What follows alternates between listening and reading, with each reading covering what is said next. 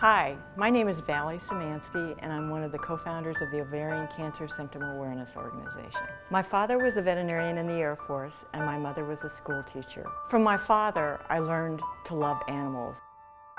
And my mother taught me the value of community involvement, and that's the value, I think, that I bring to the OCSA family. My dear friend Susan was diagnosed with ovarian cancer over 2 years ago. My very dear friend, Valerie, called to tell me how sorry she was to hear that I was so sick. And she said, please let me know when you're ready, because we need to do something to make a difference. We knew something had to be done, and we knew we had to act very quickly. So we got together, I was feeling better, and we went to a fundraiser for Kids Fight Cancer. Through that evening, we got to talking about different opportunities that we should consider for raising awareness, and not necessarily raising a cure, but raising an awareness. Rick leaned over to me and called me Goose, because that's his nickname for me. I'm married to the goose. And Valerie said, what did you just call her? I'm the moose, she's the goose. and he said Goose, and we explained to her what my nickname was and where it came from. She came up with the goose idea as far as maybe being our symbol of some sort. But really, that was, I think, the birth of the Ovarian Cancer Symptom Awareness Organization. And from there, it has just blossomed. We were just thrilled with the immediate support that we got. Friends from our collective networks just flocked to our cause. When I got a call from Valley and I heard about Susan's story, and they had this great idea about putting together OCSA, I just had to get involved. I admire Susan so very much for her passion for life and what she wants to do and her mission for this organization and her vision. Their quest, their mission was to make sure that they could reach as many people as they could about the symptoms of ovarian cancer. With OCSA, our job is to get the message out to as many people as possible, as soon as possible. When we met with Dr. Julian Schink, he really gave us the focus for our organization, and that is to educate women, their families, on the silent and very misleading symptoms of this deadly disease.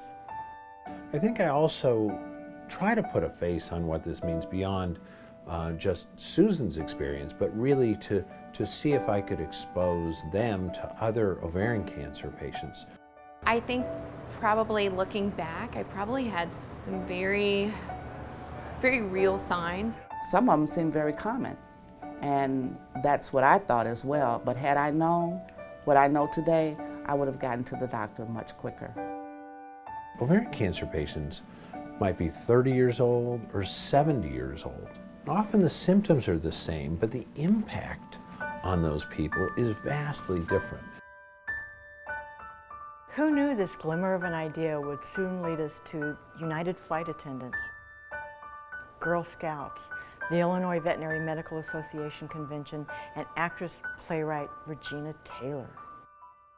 Susan told me about her story, about being a cancer survivor, and it moved me very deeply in that my mother had ovarian cancer. I knew that these were very compassionate people who had a mission, had a purpose, and I wanted to be a part of this organization to fulfill this purpose.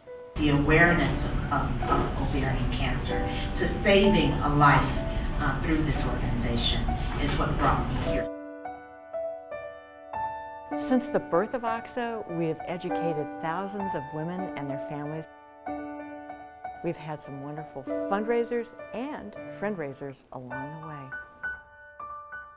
The very first official event was our Mother's Day brunch. We decided we would have silk flowers that we would hand out to all the mothers with our ovarian cancer symptoms attached to them. We had all the girls down here at the Merle Norman shop, and we tied ribbons on flowers and put all the tags on, and they presented them to all the mothers for the Mother's Day brunch. Our first really big fundraiser was the Gala for the Goose. We had wonderful food, wonderful drinks. It was a great evening for a great cause.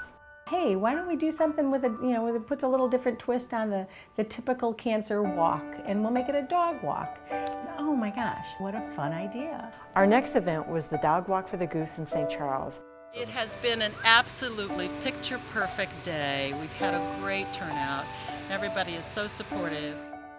The Girl Scouts went out and stayed at each watering station they helped set up. What was really exciting, I think, mostly for them was to be part of the organization, to be a part of the people, because you actually felt what was going on there. Like back and forth. So this walk helps out for many people with ovarian cancer. A lot of people like animals maybe in some ways more than they like people. As a result of that, I think that when you can involve animals, people are more likely to be empathetic to your organization.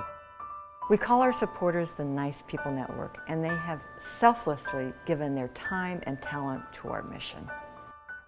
It's about gaining friends and support and working through this together.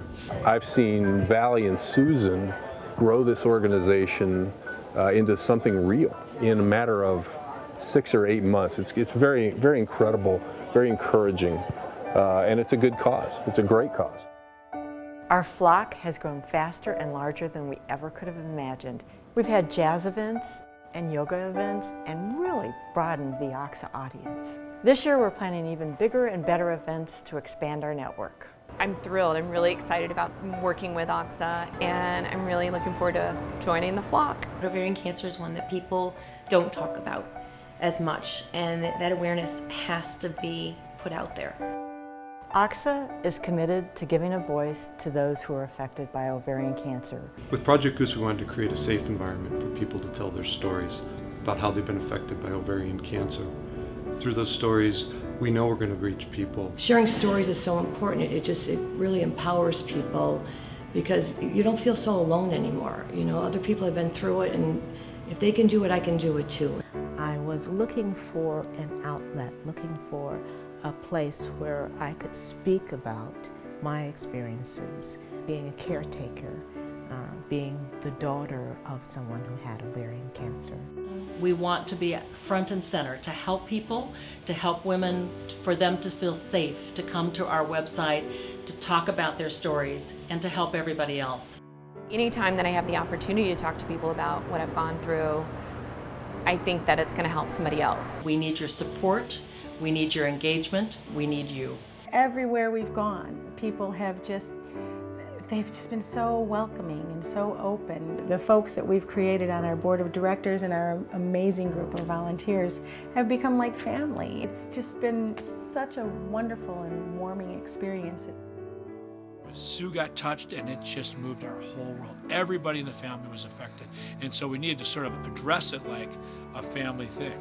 I can't imagine now looking back and being able to walk away from this and do nothing with it. I think that we have made such great strides in such a short period of time. OCSA's purpose to me means that we're reaching out to people, making them aware of the symptoms, making them aware so that they can share this information with people that they loved, making them aware so that they can look at themselves. If something feels wrong, to check it out. And with that, making people aware, you can save a life.